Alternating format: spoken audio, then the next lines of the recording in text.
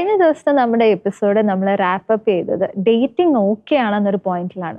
നമ്മൾ ഇതിനു മുമ്പ് എപ്പോൾ കേട്ടിട്ടുണ്ട്, എസ്പെഷ്യലി കാത്തലിക് സർക്കിളിൽ നമ്മൾ എപ്പോൾ കേട്ടിട്ടുണ്ട് ഡേറ്റിംഗ് ഓക്കെ ആണ്, സ്നേഹിക്കുന്നത് തെറ്റല്ല എന്നൊക്കെ.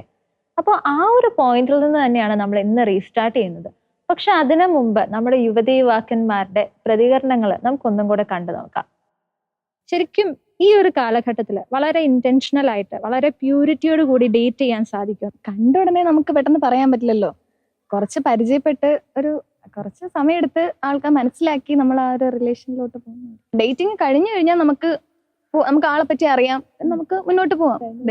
ഡേറ്റിംഗ് കഴിഞ്ഞ് കഴിഞ്ഞാൽ അങ്ങനെ പോകുന്നതിൽ കുഴപ്പമില്ല എന്ന് തോന്നുന്നു. പക്ഷെ ഇപ്പോഴത്തെ ഇത് വെച്ചിട്ടാണെങ്കിൽ കുഞ്ഞു കുട്ടികളാണെങ്കിൽ അതൊരു ഇമ്മച്വർ ആയിട്ടുള്ള തീരുമാനമാണ്. എനിക്കതിനോട് താല്പര്യമില്ല, എന്റെ പേഴ്സണൽ സംഭവം. ബാക്കിയുള്ളവർക്ക് ചിലപ്പോൾ അങ്ങനെയായിരിക്കാം, ആളെ പറ്റി കൂടുതൽ മനസ്സിലാക്കാൻ പറ്റുന്നുണ്ടാവായിരിക്കാം. ഡേറ്റ് ചെയ്യുന്നതിനോട്, പ്രേമിക്കുന്നതിനോട് എന്താ അഭിപ്രായം? നല്ലതാണോ തെറ്റാണോ? പ്രേമത്തിനെ പറ്റി വളരെ നല്ല അഭിപ്രായമാണ്.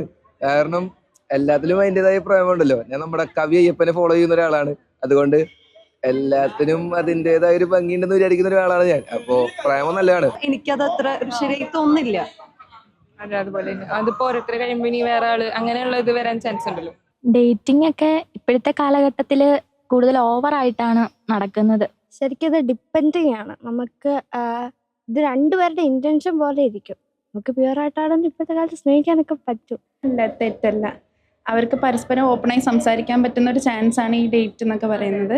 പണ്ടത്തെ പോലെ പെണ്ണ് കണ്ടിട്ട് അപ്പൊ തന്നെ കല്യാണം, അതിനെക്കാട്ടിലും ഏറ്റവും ബെറ്റർ ആണ് ഡേറ്റ്സ്. എൻ്റെ അഭിപ്രായത്തില് ഡേറ്റിംഗ് എന്ന് പറയുമ്പോൾ തെറ്റല്ല. പക്ഷെ നമ്മൾ ഒരാളെ ഡേറ്റ് ചെയ്യുകയാണെങ്കിൽ അത് കല്യാണം കഴിക്കണം എന്നുള്ള ഒരു അത് അങ്ങനെയാണ് ഒരാളെ ഡേറ്റ് ചെയ്യാൻ പാടുള്ളൂ. ഏതൊരു ഏജിലാണ് നമുക്കൊന്ന് നന്നായിട്ട് ഡേറ്റ് ചെയ്യാൻ സ്റ്റാർട്ട് ചെയ്യാൻ പറ്റുന്നത്? അപ്പോൾ ഒരു 18 years ആണ് നമ്മളൊരു മെച്യൂരിറ്റിയുടെ സമയം എന്നൊക്കെ പറയുന്നത്. അത് കഴിയുമ്പം നിങ്ങൾക്കും പിന്നെ ഒരു ഫാമിലിയോട് അവരുടെ സപ്പോർട്ടും കൂടെ ഒക്കെ ചോദിച്ചിട്ട്, അല്ലാതെ അവരെ ചീറ്റ് ചെയ്യുന്ന രീതിയിലൊന്നും ചെയ്യരുതെന്നാണ് എൻ്റെ ഒരു അഭിപ്രായം. കൂടുതലും നമ്മൾ കാണുന്ന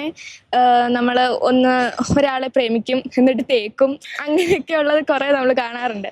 അപ്പൊ എൻ്റെ ഒരു അഭിപ്രായത്തിൽ നമ്മൾ ഒരാളെ സെലക്ട് ചെയ്യുമ്പോഴത്തേക്കിനും നമുക്ക് ഇപ്പം ലിനു പറഞ്ഞ പോലെ നമുക്കൊരു ഒരു മെച്യൂരിറ്റി ഒക്കെ വേണമല്ലോ. അപ്പൊ അങ്ങനെ ഒരാളെ സെലക്ട് ചെയ്തിട്ട് അത് നമ്മുടെ ഒരു ലൈഫ് പാർട്ട്ണർ ആക്കാൻ പറ്റും എന്നൊരു ഉറപ്പ് വേണം. അതിനങ്ങനെ പ്രത്യേകിച്ച് ഏജൊന്നുമില്ല. നമുക്ക് പറ്റുന്ന, നമുക്ക് കംഫർട്ടായ ഒരു പാർട്ട്ണർ എപ്പോൾ കിട്ടുക അപ്പം നമുക്ക് പറ്റും. 23-24 ആ ഒരു ഏജ് എനിക്ക് തോന്നുന്നു കറക്റ്റ് ആയിരിക്കും മിക്കവാറും. അതാകുമ്പം എല്ലാവരും പഠിത്തമൊക്കെ കഴിഞ്ഞിട്ട് ഒരു കറക്റ്റ് ജോലി ആ ഒരു സമയമായിരിക്കും. അപ്പം എന്തായാലും ഇനി വീട്ടുകാർ പറയില്ലല്ലോ പഠിത്തത്തിലോട്ട് കോൺസെൻട്രേറ്റ് ചെയ്യ് എന്ന് പറയില്ലല്ലോ. അപ്പം നമുക്കിനി ജോലിയുമായി, അപ്പം ആ ഒരു സമയത്ത് നമുക്ക് നോക്കാം, ഒരു ലൈനൊക്കെ സെറ്റ് ആക്കാം എന്നൊരു സമ്മതിക്കുമെന്തോ. എന്നാലും എനിക്ക് തോന്നുന്നു 25 എബോ ആയിട്ടുള്ള ഏജിലായിരിക്കും കുറച്ചും കൂടെ നല്ലതെന്ന് തോന്നുന്നു. കാരണം എല്ലാ കാര്യങ്ങളും മനസ്സിലാക്കാനും മാനേജ് ചെയ്യാൻ പറ്റുന്ന ഒരു ഏജ്. അങ്ങനെ എക്സാക്ട് ഏജ് ഒരു 19-20 അവരുടെ ഇഷ്ടമാണ്. അപ്പോൾ നമുക്കൊന്നും പറയാൻ പറ്റില്ല. മെച്ചുവർ ആയിട്ട് ഡേറ്റ് ചെയ്യുന്നതാണ് ബെറ്റർ. 20s ഒക്കെ കഴിഞ്ഞാൽ എന്തെങ്കിലും മെച്ചുവർ ആവുമല്ലോ. മെച്യൂരിറ്റി ആവുന്നതിന് മുമ്പ് ഡേറ്റ് ചെയ്ത് എന്തായിരിക്കും കുഴപ്പം? പ്ലേ ആയിട്ട് തോന്നും, സില്ലി ആയിട്ട്, വെറുതെ.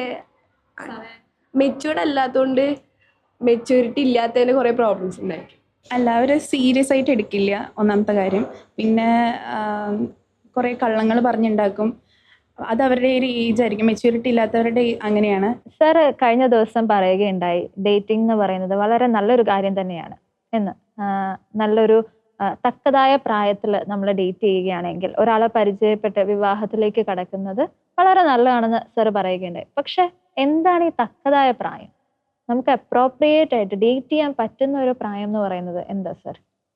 ഓക്കെ, പലരും ചോദിക്കാറുള്ള ഒരു ചോദ്യമാണിത്. ഞാൻ ഒരു കാര്യം ഒന്ന് ക്ലാരിഫൈ ചെയ്യട്ടെ. അപ്പം ഡേറ്റിങ് വളരെ നല്ലതാണ് എന്ന് അത് പറയുന്നത് അതിൻ്റെ എല്ലാ നന്മകളെയും മുൻനിർത്തിക്കൊണ്ടാണ്, അതിൻ്റേതായ രീതിയിൽ. അതുപോലെ ഞാൻ ഡേറ്റിങ്ങിനെ കുറിച്ച് പറഞ്ഞത് അതിൻ്റെ പെർപ്പസ്, ഉദ്ദേശം ജീവിത പങ്കാളിയെ കണ്ടെത്തുക എന്നുള്ളതാണ്.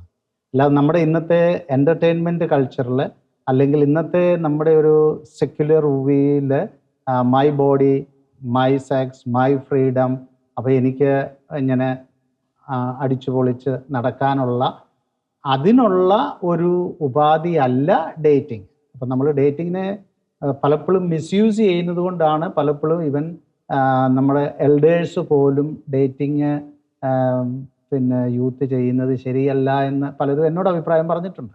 അപ്പോൾ അത് നമ്മൾ പ്രത്യേകം ശ്രദ്ധിക്കുക. ഡേറ്റിങ്ങിനെ കുറിച്ച് നമ്മൾ കേൾക്കുമ്പോൾ മുഴുവനും നമ്മൾ ശ്രദ്ധിക്കേണ്ടത് അതിൻ്റെ ശരിയായിട്ടുള്ള പർപ്പസ് എന്ന് പറയുന്നത് ജീവിത പങ്കാളിയെ കണ്ടെത്തുന്നതിന് വേണ്ടിയുള്ള നമ്മുടെ ഒരു പുറപ്പെടലിൻ്റെ സ്റ്റാർട്ടിംഗ് പോയിൻ്റാണ്. അതുപോലെ അങ്കിത ഇൻട്രൊഡക്ഷനിൽ പറയുണ്ടായി സ്നേഹിക്കുന്നത് തെറ്റല്ല, ഒരിക്കലും തെറ്റല്ല.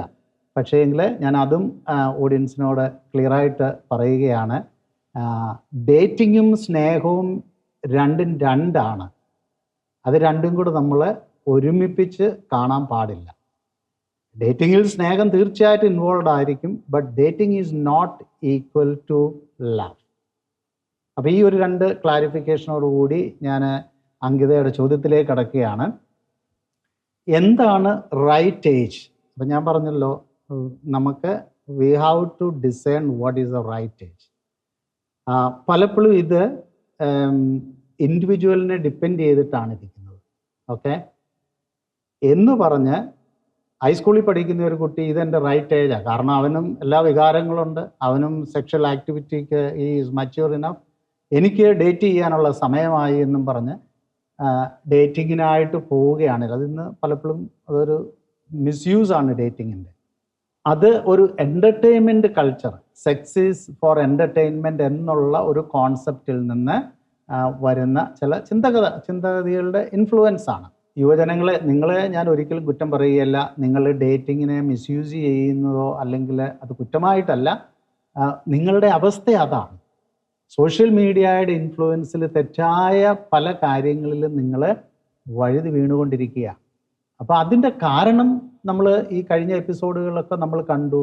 നിങ്ങളുടെ ഇമോഷണൽ അറ്റാച്ച്മെൻറ്റ് അല്ലെങ്കിൽ ഫിസിക്കൽ അറ്റാച്ച്മെൻറ്റ് അല്ലെങ്കിൽ നിങ്ങളുടെ ഹോർമോണൽ ചേഞ്ചസ്, അതുമൂലമുണ്ടാകുന്ന സെക്ഷൽ ഏർജ്, ഇതെല്ലാം നമ്മൾ സംസാരിക്കുകയുണ്ടായി.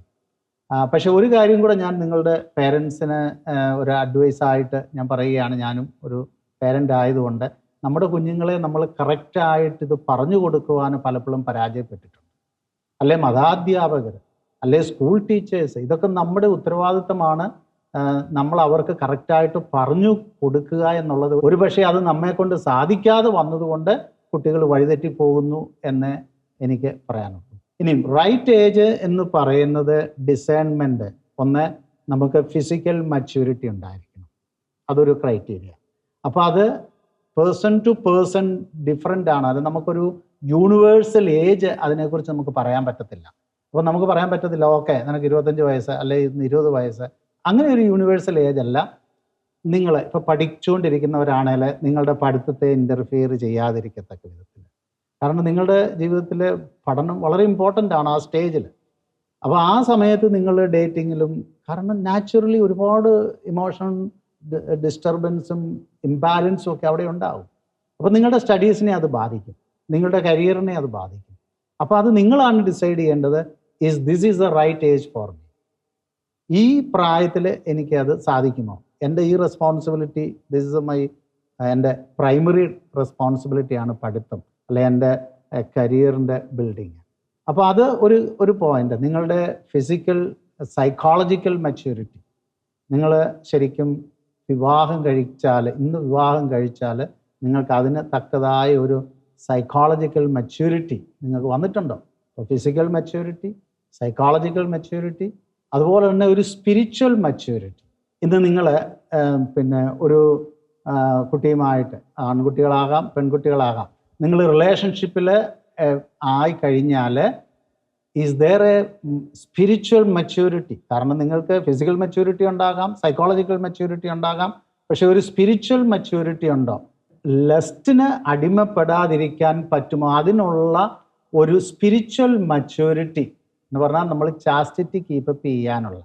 ഒത്തിരി ടെംപ്റ്റേഷൻസ് ഉണ്ടാവും. ഞാൻ പറഞ്ഞല്ലോ, ഫസ്റ്റ് ലെവൽ സെൻഷ്വാലിറ്റി ലെവലിൽ നിങ്ങളുടെ ഡേറ്റിംഗ് പോകുമ്പോൾ ഫിസിക്കൽ ഈ അങ്ങോട്ടും ഇങ്ങോട്ടും യൂസിനുള്ള ഒരുപാട് സാധ്യതകളുണ്ട്. അത് വളരെ ഡേഞ്ചറസ് സിറ്റുവേഷനാണത്. പ്രത്യേകിച്ച് നിങ്ങൾ മെയിൽ സൈക്കോളജി പറഞ്ഞു കഴിഞ്ഞാൽ they are more physically oriented.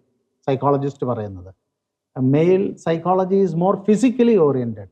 അപ്പം പ്രത്യേകിച്ച് പുരുഷന്മാർക്ക് അല്ലെ ആൺകുട്ടികൾക്ക്, യുവാക്കൾക്ക് ആ ഒരു ടെൻഡൻസി ഉണ്ട്, I need to have her physically. ഇത് തെറ്റെന്നുള്ളതല്ല, ആ ഒരു ടെൻഡൻസി അവരിലുണ്ട്. കാരണം they are more physically oriented. ഇപ്പോൾ സെൻഷ്വാലിറ്റി ലെവലിൽ ഈ സാധ്യത വളരെ കൂടുതലാണ്.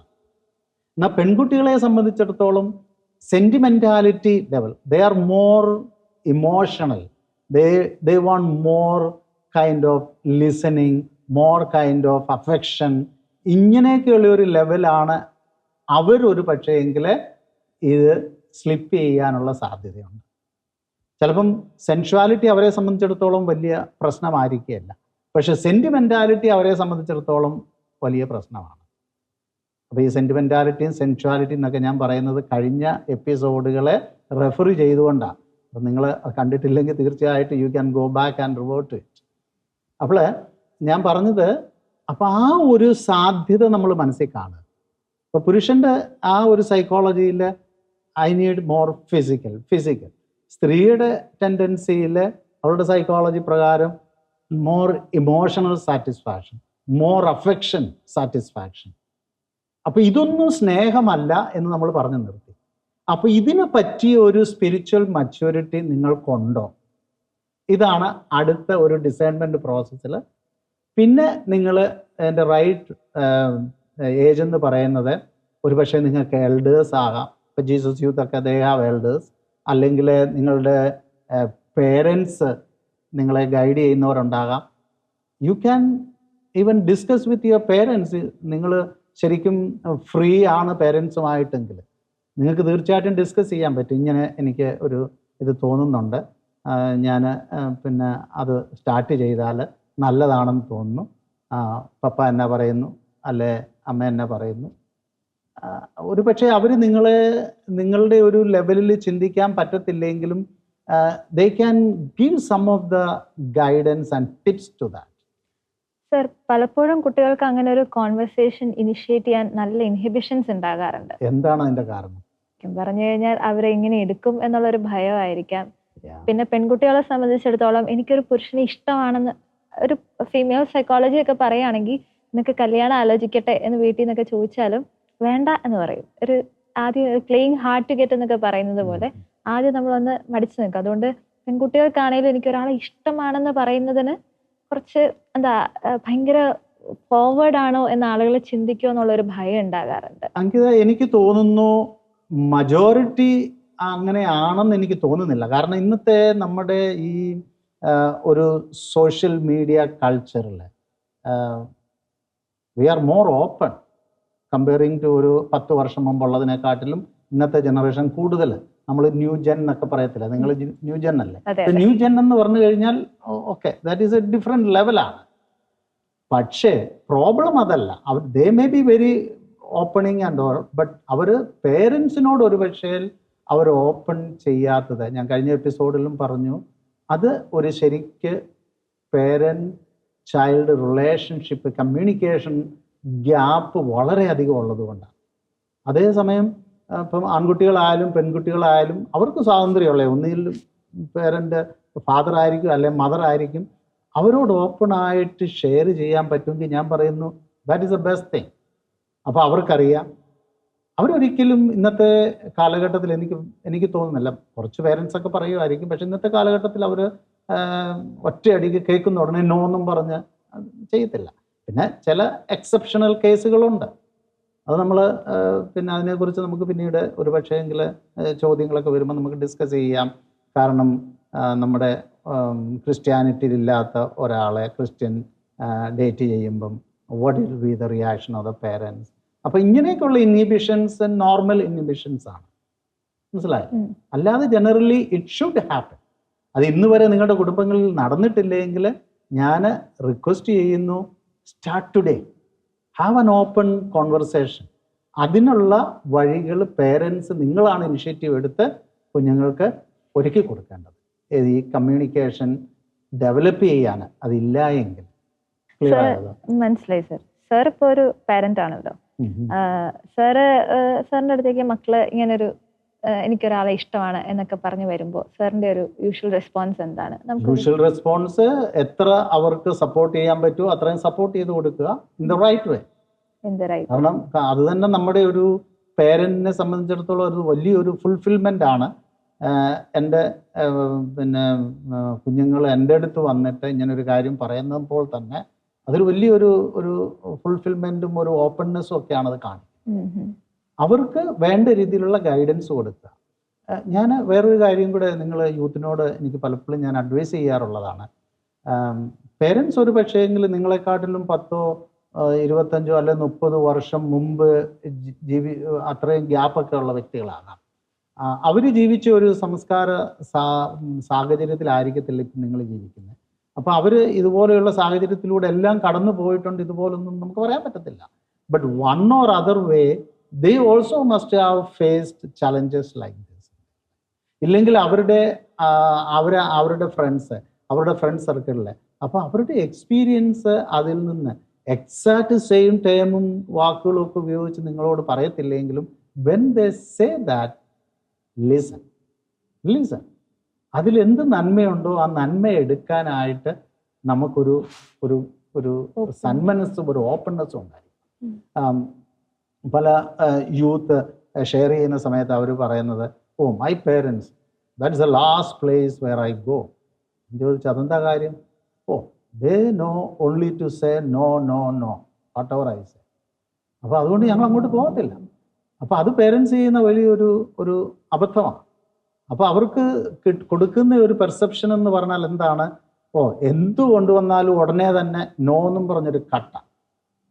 അത് കേൾക്കാനും അതിൻ്റെ ഒരു സ്നേഹത്തോടെ അത് പറഞ്ഞ് മനസ്സിലാക്കാനും എനിക്ക് തോന്നുന്നു സ്നേഹത്തോടെ കുഞ്ഞുങ്ങളെ അതിൻ്റെ വരുംവരാഴികൾ പറഞ്ഞ് മനസ്സിലാക്കുന്ന രീതി ഇറ്റ് ഈസ് വെരി ഇമ്പോർട്ടൻറ്റ്. നമ്മൾ ആ ഒരു കാലഘട്ടത്തിൽ ജീവിച്ചതുപോലെ വഴക്ക് പറഞ്ഞ് ദേഷ്യപ്പെട്ട് സ്നേഹം കൊണ്ട് ഒരു പക്ഷേ ഒരുപാട് കാര്യങ്ങൾ അവരിൽ മാറ്റം വരുത്താൻ പറ്റും. സാർ ഇപ്പം ഡേറ്റിങ്ങിലെ വരും വരായികകളെ കുറിച്ച് പറഞ്ഞ് മനസ്സിലാക്കുക എന്നുള്ളതിനെ കുറിച്ച് പറയുകയുണ്ടായി. എന്താ സാർ പോസിബിളി ഒരു ഡേറ്റിങ്ങിൽ വരാൻ സാധ്യതയുള്ള അപകടങ്ങൾ? അത് നമ്മൾ ഓൾറെഡി എനിക്ക് തോന്നുന്നു കഴിഞ്ഞ എപ്പിസോഡിൽ കുറേയൊക്കെ നമ്മൾ പറഞ്ഞു. ഒന്ന്, ഇപ്പോൾ ഉദാഹരണം പറഞ്ഞാൽ ഇവർ ആദ്യം എന്നോട് പലയിടത്തും യുവാക്കൾ ചോദിച്ചിട്ടുള്ള ഒരു ചോദ്യമാണ്, വളരെ പോപ്പുലർ ചോദ്യമാണ്, how far is to far. ശരിക്കും അതിനെക്കുറിച്ച് തന്നെ ഒരു എപ്പിസോഡ് നമ്മൾ പിന്നീട് വരുന്നുണ്ട്. എന്നാലും ഞാൻ അതിൻ്റെ ഒരു 1-2 പോയിന്റ് നമുക്ക് പറയാം. പലപ്പോഴും ഇവർ ചിന്തിക്കുന്നത് ഇതാ സ്നേഹം. അപ്പം എന്നോട് ചിലർ ചോദിച്ചിട്ടുള്ള ചോദ്യമാണ്, ഞങ്ങൾ ഒരുമിച്ച് വിവാഹം കഴിക്കാൻ പോവുകയാണ്, അപ്പം നിങ്ങൾ തീരുമാനിച്ചു പേരൻസിനോട് പറഞ്ഞു? ഇല്ല, ഇപ്പം പേരൻസിനോട് പറയുന്നില്ല, but we are going to say. Okay, ഇതൊരു കാറ്റഗറി. അപ്പം പിന്നെ എന്തോ അവരുടെ ചോദ്യം എന്നാ? ഞങ്ങൾക്ക് അങ്ങനെയാണേൽ ശാരീരികമായിട്ട് അടുക്കുന്നതിൽ എന്താ തെറ്റ്? ഞങ്ങൾ വിവാഹം കഴിച്ച് ഒരുമിച്ച് ജീവിക്കാൻ തീരുമാനിച്ചവരാ. എനിക്ക് അവനും അവന് ഞാനും, ഇങ്ങനല്ലാതെ ഞങ്ങൾക്ക് വേറൊരു ചിന്തയില്ല. ഇതാണ് അതിൻ്റെ ഏറ്റവും വലിയ danger. They are blind.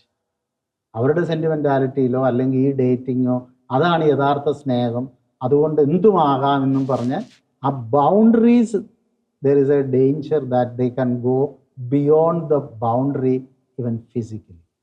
Sir ബൗണ്ടറിയെ പറ്റി പറഞ്ഞു. പക്ഷെ നമ്മുടെ ഒരു ഡേറ്റിങ്ങിൽ ശരിക്കും എത്രത്തോളം പോകാം, എവിടം വരെ ചെയ്തു കഴിഞ്ഞാൽ അത് തന്നെ ഞാൻ പറഞ്ഞത്, how far is to far, എത്രത്തോളം എന്ന് പറഞ്ഞാൽ ആ ചോദ്യം തന്നെ വളരെ ട്രഡീഷണൽ ചോദ്യമാണ്. പാശ്ചാത്യ രാജ്യങ്ങളിലെല്ലാം എപ്പോഴും ചോദിക്കുന്ന ചോദ്യമാണ്. എന്ന് പറഞ്ഞാൽ എനിക്ക് അതിൻ്റെ ശരിക്കുള്ള അർത്ഥം നമ്മൾ മനസ്സിലാക്കുകയാണെങ്കിൽ, എനിക്ക് പാപം ചെയ്യുന്നതിന് മുമ്പ് ഏതറ്റം വരെ പോകാം പാപം ചെയ്യാൻ. അതാണ് ഉദ്ദേശിക്കുന്നത്. അതാണ് അതിന്റെ ഓപ്പോസിറ്റ് മീനിങ്, അതിന്റെ കറക്റ്റ് ആയിട്ടുള്ള മീനിങ്. അപ്പൊ നമ്മൾ ഈ ബൗണ്ടറിയും ഞാൻ പറഞ്ഞല്ലോ, നമ്മൾ ബൗണ്ടറി തീരുമാനിക്കേണ്ടത് നമ്മുടെ സ്പിരിച്വൽ മെച്യൂരിറ്റിയെ കുറിച്ച് നമ്മൾ പറഞ്ഞു, ചാസ്റ്റിറ്റിയെ കുറിച്ച് പറഞ്ഞു, അതുപോലെ തന്നെ ഒരു സ്പിരിച്വൽ ഗൈഡൻസ്. നമുക്ക് സ്പിരിച്വൽ മച്യൂരിറ്റി ബൗണ്ടറി ഡിസൈഡ് ചെയ്യാനായിട്ട് നമ്മളെ ഒത്തിരി ഹെൽപ്പ്. എന്ന് പറഞ്ഞാൽ പവിത്രത, ചാസ്റ്റിറ്റി. വീണ്ടും നമ്മൾ കല്യാണത്തെക്കുറിച്ച് ചിന്തിക്കുന്നതേ ഉള്ളൂ, ഇതാണോ റൈറ്റ് ആള് എന്ന് നമ്മൾ ഇങ്ങനെ സെലക്ഷൻ പ്രോസസ്സിലാണ്. അപ്പോഴേ നമുക്ക് ഡിസൈഡ് ചെയ്യാൻ പറ്റത്തില്ല. So give time, let it mature in the course of time നിങ്ങളുടെ റിലേഷൻഷിപ്പ്. കാരണം ഈ സെന്റിമെന്റാലിറ്റി കുറച്ച് കഴിയുമ്പം it will cool down. Okay, അല്ലെങ്കിൽ ഈ ഫിസിക്കൽ അട്രാക്ഷൻ കുറച്ച് കഴിയുമ്പോൾ പുരുഷൻ ആഗ്രഹിക്കുന്ന രീതിയിൽ ആ ഫിസിക്കൽ സാറ്റിസ്ഫാക്ഷൻ കിട്ടിയില്ല, sometimes it can cool down. അപ്പം അവൻ ചിന്തിക്കും ഇവളെ എനിക്ക് പറ്റിയതല്ല. അല്ലെങ്കിൽ ഈ പിന്നെ പെൺകുട്ടി ചിന്തിക്കാം അവൻ എനിക്ക് പറ്റിയതല്ല, അവൻ എന്നെ കേൾക്കുന്നില്ല, അല്ലെങ്കിൽ അവൻ എനിക്കൊരു ഇമോഷണൽ സപ്പോർട്ട് കിട്ടുന്നില്ല. ഞാൻ പറഞ്ഞു മനസ്സിലായി. അപ്പോൾ അതുകൊണ്ടാണ് give some time a spiritual, അതുപോലെ തന്നെ നിങ്ങൾക്ക് സ്പിരിച്വൽ ഡയറക്ടറോ സ്പിരിച്വൽ അഡ്വൈസറോ ഉണ്ടെങ്കിൽ, അല്ലെ എൽഡേഴ്സ് എന്ന് പറഞ്ഞതുപോലെ ഉണ്ടെങ്കിൽ അവരുടെ അഡ്വൈസ് സ്വീകരിക്കുക. അപ്പോൾ അത് നിങ്ങൾക്ക് കോൺഫിഡൻസ് ഉള്ള ആളായിരിക്കണം. നിങ്ങളിപ്പോൾ ഒരു പിന്നെ സ്പിരിച്വൽ ഡയറക്ടറുടെ അടുത്ത് അല്ലെങ്കിൽ ഒരു എൽഡറിൻ്റെ അടുത്ത് നിങ്ങൾ ചെന്നാൽ you don't want to hear അത് തെറ്റാ, നീ അത് ഡിസ്കണക്ട് ചെയ്യും, ഒരു കാരണമില്ലാതെ അങ്ങനെ പറയുന്ന ആളുകളുണ്ട്. പക്ഷേ ഞാൻ പേഴ്സണലി എൻ്റെ അടുത്ത് ഒരുപാട് ആളുകൾ ഷെയർ ചെയ്തിട്ടുണ്ട്. Never go to that extreme. Listen to them, give them the right guidance. കുറച്ച് കഴിയുമ്പോൾ അത് ഓട്ടോമാറ്റിക്കലി അത് അവർക്ക് പറ്റിയതല്ലെങ്കിൽ ഇറ്റ് വിൽ ഗോ. ഞാൻ പിന്നെ പറഞ്ഞല്ലോ ഒരു കാര്യം, ഞാൻ പറഞ്ഞത് വീണ്ടും ഞാൻ റിപ്പീറ്റ് ചെയ്ത് പറയുകയാണ്. പരിശുദ്ധാത്മാവാണ് നിങ്ങളെ കൂട്ടിമുട്ടിക്കേണ്ടത്. നിങ്ങളല്ലാതുള്ള എത്ര തത്രപ്പെടലിലും യു ക്യാൻ ഗോ റോങ്. ഇത് പരിശുദ്ധാത്മാവാണ് കൂട്ടിമുട്ടിച്ചതെങ്കിൽ that is a right person. ഒരുപക്ഷെ നിങ്ങൾക്ക് ഭാഗ്യമായിട്ട് തോന്നി ഇതല്ലെന്ന്, എന്നാൽ തന്നെയും you will later realise that person is the right person God has intended for. അപ്പോൾ അതുകൊണ്ടാണ് ഈ സ്പിരിച്വൽ മെച്യൂരിറ്റി ഒത്തിരി ആവശ്യം. അതുപോലെ തന്നെ ഈ സ്പിരിച്വൽ മെച്യൂരിറ്റിയിൽ വരുന്നതാണ് നിങ്ങൾ ക്രിസ്ത്യാനികൾ അല്ലെങ്കിൽ പിന്നെ കാത്തലിക്സ് രണ്ടുപേരും കൂടെ ഒരുമിച്ച് പള്ളിയിൽ പോവുക, സാക്രമെന്റ്സ്, പ്രത്യേകിച്ച് പരിശുദ്ധ കുർബാനയിൽ കുറച്ച് സമയം അഡോറേഷനിൽ വെറുതെ ഇരിക്കുക, എല്ലാ വികാരങ്ങളും എല്ലാ അട്രാക്ഷനും അങ്ങോട്ടേക്ക് കൊടുക്കുക, ഈശോയോട് പറയുക, ഈശോ ഇത് നീ തന്നെ ആഗ്രഹിക്കുന്നതാണോ, ഇതാണോ എൻ്റെ ജീവിത പങ്കാളി. പരിശുദ്ധ കുർബാനയുടെ മുമ്പിലിരുന്ന് ഇതൊക്കെ വലിയ ഒരു ഒരു ഒരു എന്നാ നമുക്ക് നമ്മളിൽ സ്പിരിച്വൽ ഒരു അവയർനെസ്സും ഇതിൻ്റെ പവിത്രതയ്ക്ക് ഒരുപാട് ഹെൽപ്ഫുള്ളാണ്. ശരിക്കും പറഞ്ഞാൽ ഒരുപാട് യൂത്ത് എൻ്റെ അടുത്ത് അഡ്വൈസ് വന്നവരോട് ഞാൻ ആദ്യം പറയുന്ന ഇതാണ്, ചുമ്മാ പോയി രണ്ടുപേരും കൂടെ നിങ്ങൾ ഹോട്ടലിൽ പോയി ഡേറ്റ് ചെയ്യാതെ ഐസ്ക്രീം രണ്ടുപേരോട് ഒരു ഐസ്ക്രീം കഴിച്ചെന്നും പറഞ്ഞൊന്നും സംഭവിക്കാൻ പോകുന്നില്ല. Those things are not bad. പക്ഷെ ഞാൻ പറഞ്ഞു അതുപോലെ നിങ്ങൾക്ക് അതിലും ഇമ്പോർട്ടൻ്റ് ആണ് ചുമ്മാ പള്ളിയിൽ പോയി, ഏതെങ്കിലും പള്ളിയിൽ പോയി പരിശുദ്ധ കുർബാന എഴുന്നള്ളിച്ച് വെച്ചിരിക്കുന്നിടത്ത് രണ്ടുപേരോട് ചുമ്മാ തങ്ങിയിരിക്കും, ഒന്നും പറയണ്ട.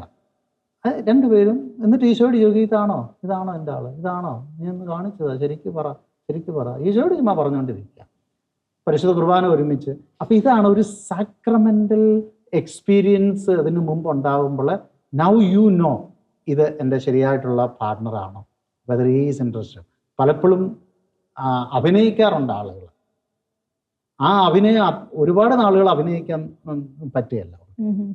മനസ്സിലായില്ലേ? ഇപ്പം നമുക്ക് പരിശുദ്ധ കുർബാനയിൽ വിശ്വാസമില്ലാത്ത ആളുകൾ പോലും ചെന്നിരുന്ന് പരിശുദ്ധ കുർബാനയുടെ മുമ്പിൽ മുട്ടുകുത്തുന്നു. അഭിനയമാണ്. എന്തിന്? കാര്യം നേടാനായി. അത് it will come in the course of time. If you are pursuing with that നിങ്ങൾക്ക് മനസ്സിലാക്കാം. അപ്പോൾ അങ്ങനെ ഒരു സ്പിരിച്വൽ ഫൗണ്ടേഷൻ, പേരൻ്റൽ ഗൈഡൻസ്, അതുപോലെ തന്നെ ബൗണ്ടറീസ് നമ്മൾ തന്നെ ഡിസൈഡ് ചെയ്യുക എന്താ വേണ്ടത്. ഇപ്പോൾ ബൗണ്ടറിയുടെ കാര്യം എന്നോട് ചോദിച്ചു, എനിക്ക് പറയാൻ പറ്റത്തില്ല. എന്നോട് യൂത്ത് പലപ്പോഴും ചോദിച്ചിട്ടുണ്ട്, സാറേ പിന്നെ കയ്യെ തൊടാൻ പറ്റുമോ? ഞാൻ പറഞ്ഞു കയ്യെ തൊടുന്നത് എന്താ പ്രശ്നം എന്തോ ഇപ്പം? അല്ല, എവിടെയൊക്കെ തൊടാൻ പറ്റും ഞങ്ങൾ തമ്മിലൊന്നും അറിയാനാണ്. എന്താണ് അവർ ആഗ്രഹിക്കുന്നത്? എന്താണ് അവർക്ക് പരസ്പരം അവരുടെ സാറ്റിസ്ഫാക്ഷന് വേണ്ടി, ഗ്രാറ്റിഫിക്കേഷന് വേണ്ടി അങ്ങോട്ടും ഇങ്ങോട്ടും തൊടാമോ? ഒരിടത്ത് എന്നോട് ചോദിച്ചാണ്, ഞാനൊരു പിന്നെ TOB കോൺഫറൻസ് റിട്രീറ്റ് നടത്തിക്കൊണ്ടിരുന്നപ്പോൾ അനോണിമസ് ആയിട്ട് എനിക്ക് കുട്ടികൾ എഴുതി തന്നാണ് യൂത്ത്. കൂടുതൽ ചോദ്യങ്ങൾ അനോണിമസ് ആയിട്ടാണ് വരുന്നത്. ഒരു സാറ് കിസ് ചെയ്യാൻ പറ്റുമോ? ഇതൊക്കെ ക്ലാരിഫിക്കേഷനാണ് സെഷൻ കഴിഞ്ഞിട്ട്. ഞാൻ അവരോട് പറഞ്ഞു കൊടുക്കണം കിസ് ചെയ്യാൻ പറ്റുമോ ഇല്ലെന്നുള്ളത്. അത് കഴിഞ്ഞ് വേറൊരു വലിയ ക്വസ്റ്റ്യൻ വന്നു, സാറേ അപ്പം കിസ് ചെയ്യാൻ പറ്റിയാൽ ഫ്രഞ്ച് കിസ് ചെയ്യാൻ പറ്റുമോ?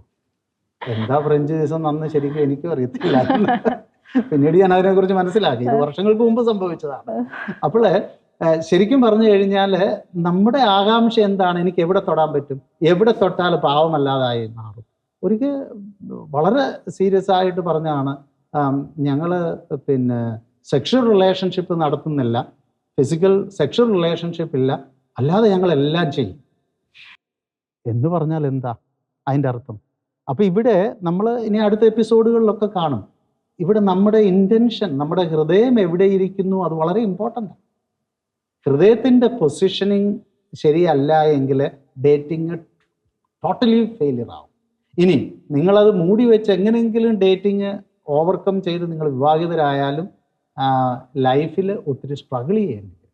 ഞാൻ നിങ്ങൾ വിവാഹം വേർപെട്ട് പോകും എന്നല്ല പറയുന്നത്, you will have lot of struggles, അഡ്ജസ്റ്റ്മെൻറ്റിൻ്റെ സ്ട്രഗിള്, യൂസ് ആൻഡ് ത്രോ. കാരണം നമ്മൾ സ്നേഹത്തിന് പകരം അതിൻ്റെ ഓപ്പോസിറ്റ് ആയിരിക്കും നമ്മളൊരു വ്യക്തിയെ നമ്മുടെ സ്വാർത്ഥ താല്പര്യങ്ങൾക്ക് വേണ്ടി ഉപയോഗിക്കുന്ന ഒരു പ്രവണതയായിരിക്കും ഇത് വിവാഹം കഴിഞ്ഞാലും നമുക്ക് സംഭവിക്കും.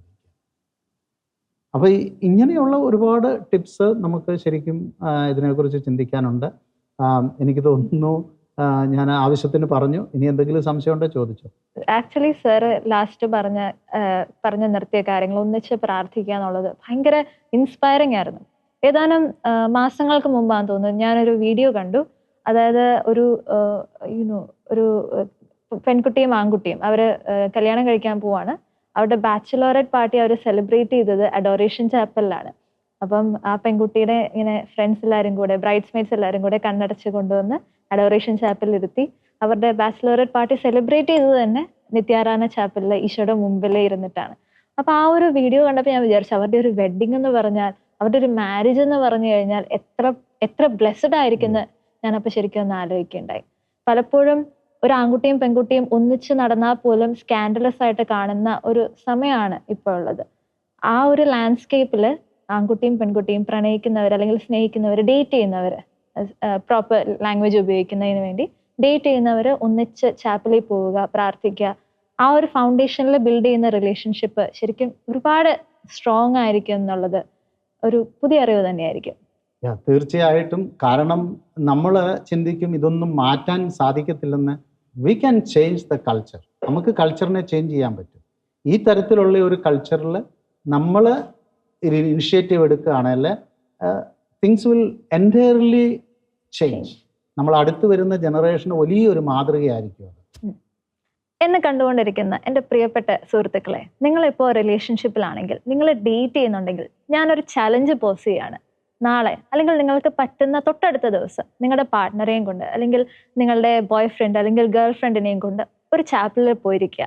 ഒന്ന് നിത്യാരാധന ചാപ്പലിൽ ദിവികാരുണ്യത്തിന്റെ മുമ്പിൽ ഒരു അല്പസമയം ഒന്ന് ഇരുന്ന് നോക്കുക. നിങ്ങളുടെ ആ ഒരു റിലേഷൻഷിപ്പ് എത്രമാത്രം എഡിഫൈങ് ആവുന്നു നമുക്ക് ശരിക്കും അനുഭവത്തിൽ നിന്ന് അറിയാൻ പറ്റും. ഇപ്പം ഡേറ്റിങ്ങിന് നമ്മൾ റെവല്യൂഷണലൈസ് ചെയ്യാൻ പോവാണ്. പുതിയൊരു രീതിയിൽ എങ്ങനെ ഡേറ്റ് ചെയ്യാം നമ്മൾ പഠിക്കാൻ പോവാണ്. അങ്ങനെ നമ്മൾ നമ്മുടെ സ്നേഹം കുറച്ചും കൂടെ എങ്ങനെ ഹെൽത്തി ആക്കാം നമ്മൾ മനസ്സിലാക്കാൻ പോവുകയാണ്. അതിനു മുൻപ് നിങ്ങൾക്ക് എന്തെങ്കിലും സംശയം ഉണ്ടെന്നുണ്ടെങ്കിൽ മെയിലിൽ ഞങ്ങളെ കോൺടാക്ട് ചെയ്യാവുന്നതാണ്. നിങ്ങളുടെ ചോദ്യങ്ങൾക്കും സംശയങ്ങൾക്കുമുള്ള ഉത്തരങ്ങൾ തരാൻ ഞങ്ങൾ മാക്സിമം ട്രൈ ചെയ്യുന്നതാണ്. അതുവരെ അടുത്ത ആഴ്ച വീണ്ടും കാണുന്നത് വരെ നമുക്ക് വെയിറ്റ് ചെയ്യാം.